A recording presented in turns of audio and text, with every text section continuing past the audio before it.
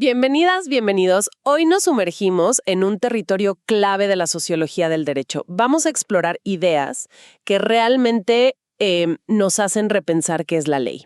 Normalmente pensamos en el derecho como reglas fijas, ¿no? En un libro. Pero los pensadores que veremos hoy lo conciben más bien como algo vivo, lleno de tensiones, algo que se construye día a día. Exacto. No es algo estático, para nada.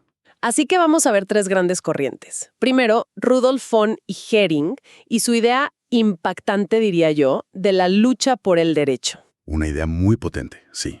Luego, las escuelas del derecho libre, que básicamente dijeron, oigan, con la ley escrita no alcanza. Que hay que buscar en otro lado. Y terminaremos con el realismo jurídico que nos dice, miremos qué hacen los jueces, ahí está la clave. La pregunta de fondo es, ¿qué pasa cuando la ley choca con la vida real? Vamos a explorar eso. Empecemos entonces con Rudolf von Hering, un jurista alemán, siglo XIX. Empezó, creo, con una idea más clásica, ¿no? El interés jurídicamente protegido. Totalmente. Así empezó en 1857, pero su pensamiento fue evolucionando, digamos. Se fue volviendo más crítico, más combativo. Combativo. Sí. Porque ya para 1872, con la lucha por el derecho, bueno, el título ya te dice mucho, ahí pega un giro. Ya no es solo el interés protegido, sino que habla de un impulso vital del individuo. Impulso vital, ¿a qué se refiere? A las necesidades básicas, a ese motor interno que nos lleva a buscar un orden, a defender lo nuestro, a construir nuestra vida moral y cultural. Y ahí es donde entra el concepto de lucha, me imagino. ¿Suena un poco fuerte para hablar de derecho? Es que esa es la clave de su aporte, lo disruptivo. Y Hering dice que ese impulso vital, esos intereses individuales, inevitablemente chocan. Chocan con el poder. Con el poder del Estado. Con el poder concentrado, sí. Sea del Estado, del gobierno, de cualquier estructura de autoridad. Él no ve el derecho como algo armónico que baja del cielo, sino como el resultado de una tensión, una pelea por el reconocimiento. Es el individuo diciendo, esto es mío, esto lo necesito. Entiendo. Entonces, la paz sería como la meta, pero el camino es la lucha. Suena contradictorio. Es una paradoja aparente, pero Hering lo plantea así. El derecho es una fuerza activa para conseguir fines. Y esa fuerza toma la forma de una lucha, muchas veces colectiva, una reivindicación. Tiene una frase famosa sobre eso, ¿verdad? Sí, una frase lapidaria. Todo derecho en el mundo hubo de ser adquirido por la lucha. O sea, no es un regalo.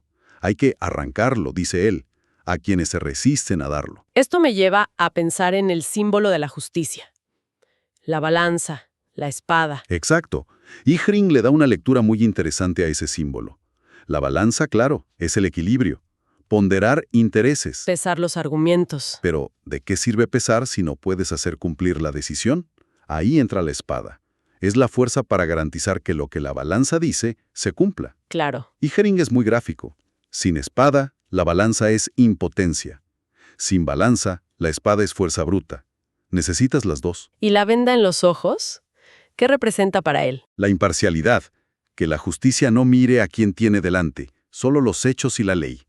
La igualdad, decidir sin prejuicios, sin favoritismos.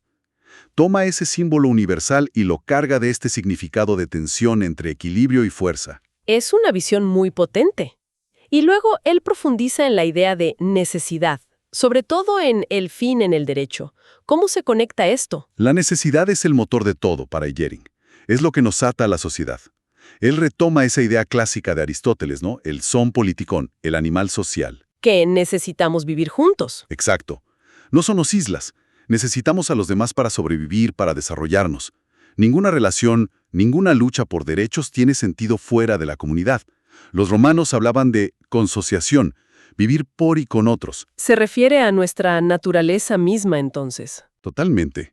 Parte de algo básico. Nacemos indefensos. Necesitamos cuidado, apoyo. Esa dependencia inicial es lo que nos lleva a asociarnos, a colaborar. La sociedad no es una opción, es una condición de nuestra existencia. Pero si todos tenemos intereses, necesidades, ¿cómo evitamos el caos? ¿Cómo se equilibra lo individual y lo social? Bueno, ahí Hering introduce la idea de una medida del derecho. Es como una transacción constante. ¿Una negociación? Sí, algo así. El individuo cede un poco de autonomía, permite que la sociedad regule ciertas cosas, y la sociedad, a su vez, limita su poder para no aplastar al individuo. Es un toma y daca para que todo funcione. Es interesante que no lo reduce todo a lo económico, como otros pensadores quizá. Efectivamente, reconoce lo económico, claro, pero para él la dimensión clave es la lucha política que está dentro del derecho. Insiste en que las leyes no son producto de debates tranquilos en un parlamento. Sino de choques de intereses. Exactamente. Son el resultado, a menudo tenso, de intereses que chocan, del individuo contra la sociedad, del poder contra quienes buscan limitarlo. Y la historia parece darle la razón. Hay ejemplos muy claros. Totalmente. Pensá en la Carta Magna en Inglaterra, Arrancada al rey. o la Declaración de los Derechos del Hombre después de la Revolución Francesa, Claro. o incluso la Declaración Universal de Derechos Humanos después de la Segunda Guerra Mundial. Todos esos hitos nacieron de convulsiones, de luchas contra un orden que se resistía a ceder poder, a reconocer nuevas necesidades. Una perspectiva muy desafiante. Y si Hering dice que el derecho nace de la lucha y las necesidades, ¿qué pasa cuando las leyes escritas no responden a eso? Esto nos lleva directo a las escuelas del derecho libre. Exacto. Si el derecho es dinámico, un código cerrado se puede quedar corto. Y ahí aparece, primero en Francia, François Génie a fines del 19. Con una idea bastante radical para la época. Sí, en su método de interpretación, de 1899, lanza una afirmación clave. La ley es insuficiente como fuente del derecho. La ley no alcanza. Fuerte. Muy fuerte para ese momento de auge de la codificación. Jenny decía que ningún código puede preverlo todo. La vida es demasiado compleja. Siempre habrá lagunas, casos nuevos. Entonces, ¿el juez no puede ser solo un aplicador? Exacto, no puede limitarse a aplicar la letra fría de la ley. Necesita buscar otras fuentes para hacer justicia real. ¿Y dónde las busca? Si no están en la ley. Jenny propone la libre investigación científica. Ojo, no es inventar cualquier cosa, es un método. El jurista debe investigar la realidad social, usar la razón, mirar la historia, las costumbres, buscar la equidad, usar la analogía, indagar en la naturaleza de las cosas, como él decía. Buscar los principios detrás de las relaciones humanas. Eso. Es un trabajo intelectual para encontrar la solución más justa, incluso más allá del texto legal. Suena a darle bastante poder al intérprete, al juez. Sí, y esa fue una crítica. Pero Jenny insistía en la objetividad. Distinguía entre lo dado, o sea, los hechos de la realidad social, Lo fáctico. y lo construido, que es el razonamiento jurídico sobre esos hechos. La idea es basarse en la evidencia social, no en la pura subjetividad. Y mientras esto pasaba en Francia, en Alemania había un movimiento parecido. Correcto. La Escuela del Derecho Libre Alemán, con Eugen Ehrlich como figura central. Su libro clave, Fundamentos de la Sociología del Derecho, de 1913. Ya el título te dice por dónde va. El contexto donde vivió influyó, ¿no? Muchísimo. Vivió en una zona del Imperio Austrohúngaro muy diversa étnica y culturalmente, y vio lo difícil que era aplicar un único código a realidades tan distintas. Ehrlich también cuestionó esa idea de la pirámide legal perfecta, tipo Kelsen. Exacto. Fue un crítico temprano de esa visión formalista. Decía que el derecho positivo, la ley del Estado, está llena de lagunas, de vacíos. ¿Y cómo se llenan esos vacíos? Pues, igual que Jenny, creía que los jueces debían tener más libertad para investigar y decidir, yendo más allá de la norma escrita. Y él introduce un concepto muy interesante, el derecho vivo. ¿Qué es exactamente? Es una idea central suya. Usaba la metáfora del río. El derecho debería fluir, adaptarse.